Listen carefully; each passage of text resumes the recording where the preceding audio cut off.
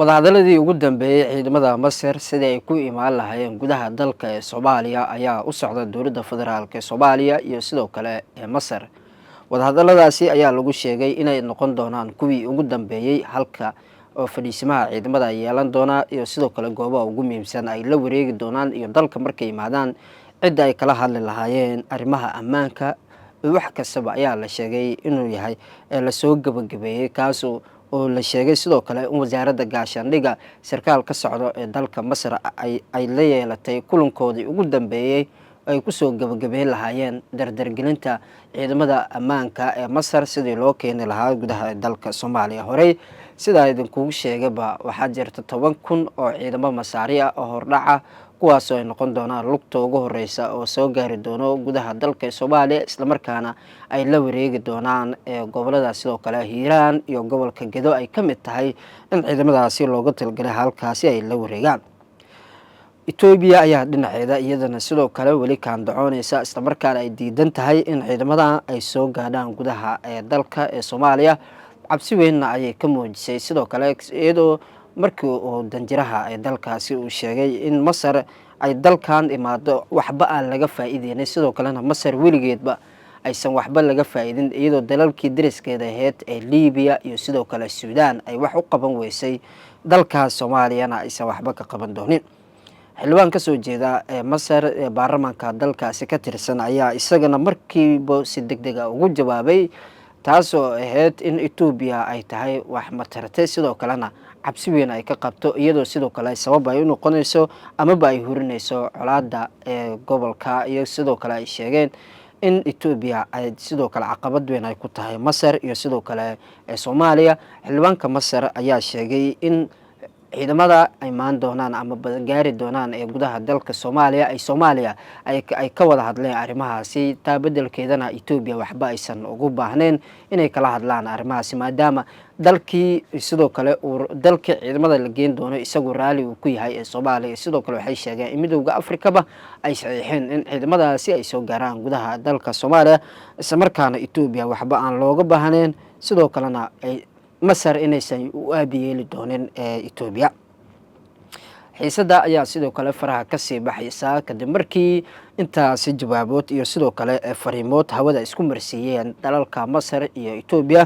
dowladda Soomaaliya ayaa wali ka hadleen horgufaada hawada u dhaxeeya Masar iyo sidoo kale Ethiopia. laakiin dowladda Soomaaliya waxay sidoo kale ku adkaysanaysaa go'aankeeda in ciidamada ay soo gaaraan gudaha dalka Soomaaliya. lugta hore 10,000 oo ciidamo oo Masaari ah kuwaas oo la sheegay sida hore idinku sheegay tababarkoodii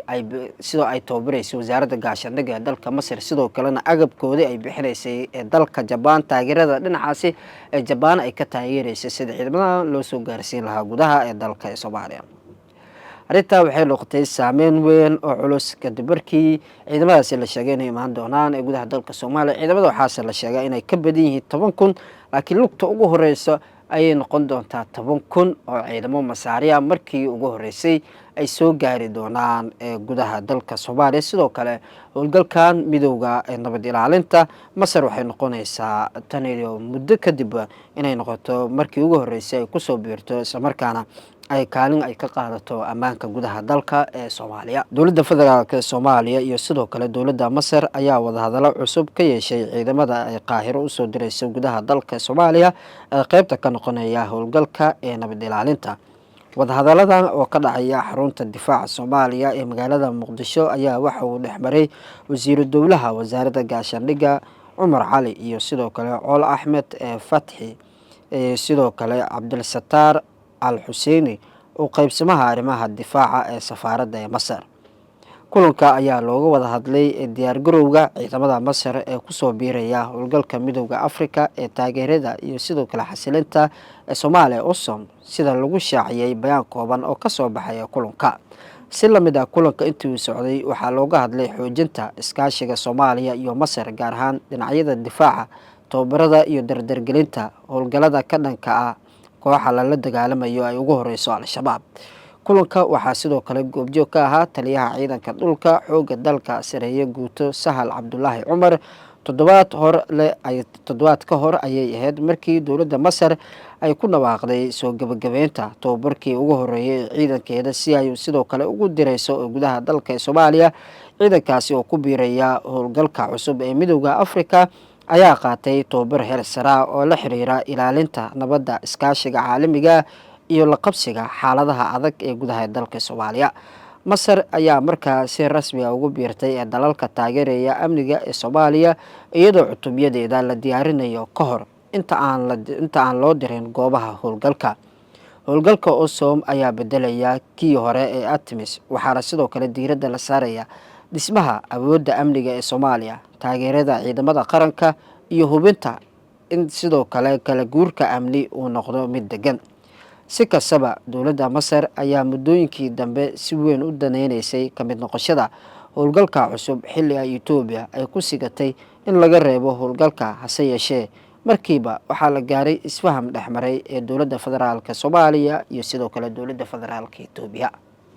in howlgalka laga reebo Itoobiya. Sababteeda waxay lahayd Itoobiya iyadoo laftirkeeda taasoo moodaysa markii horeba sidoo kalena ay isku haysatay inay tahay xubin lama huraan ay tahay inay ka mid noqoto sugidda amniga, iyadoo sidoo kale dhowr marba ay ku faantay in dalkan amnigiisa kaalin ay ku lahayd, kadib markii dadka Soomaaliyeed sidoo kale ay sheegeen in dalkan waxba aysan usoo kordhin Itoobiya, taa bedelkeedana burbur iyo halaag ay usoo hooyeysay mooye. Itoobiya waxay sidoo kale iyada qayb ay ka tahay ciidamada ka qayb qaadanaya sugidda ammaanka ee Soomaaliya ee howlgalka OSOM, iyadoo sidoo kale la sheegay in markaan howlgalku ka duwan yahay howlgaladii hore oo sidoo kale Itoobiya qayb ugu ahayd, taasoo ah in xilliga kala guurka ee dalka isla markaana ciidamada ammaanka ee dalka Soomaaliya, ciidamada xoogga dalka Soomaaliyeed markay dalkooda si rasmi ah ula wareegayaan, kala guurka looga dhigo mid qorsheysan oo isla markaana Midowga Afrika iyo sidoo kale ciidamada nabad ilaalinta howlgalka OSOM ee looga shaqeeyay inay u diyaar yihiin sidii ugu wareejin lahaayeen ciidamada xoogga dalka Soomaaliyeed ammaanka ee dalka. Tallaabadan waxay noqonaysaa tallaabo cusub sidoo kale kadib markii howlgalkii hore qayb ka mid ah xerooyinkii ugu muhiimsanaa ee dalka ciidamada Uganda ay ugu horeysay iskaga baxeen isla markaana gacanta ay kala wareegeen ciidamada xoogga ee dalka Soomaaliyeed, halkaasina ay yihiin kuwo saameynta badan. Sidoo kale madaxtooyada Soomaaliya ayaa ka mid ahayd goobaha ciidamada si rasmi ah iskaga wareejiyeen kuwaas oo ajaanibta dalka joogtay ee ka qayb qaadanaya sugidda amniga ee dalka ayay isla markii ugu horeysay taariikhda waxay la wareegeen ammaanka gudaha ciidamada xoogga dalka ee Soomaaliyeed, kuwaas si rasmi ah u sugaya ammaanka tan iyo xilliga ay la wareegeen ammaanka gudaha ee dalka Soomaaliya. Soomaaliya waxay u jihaysanaysaa jiho cusub iyo loolan kale oo cusub ay kula dagaalamayso ururka Al-Shabaab iyo sidoo kale ISIS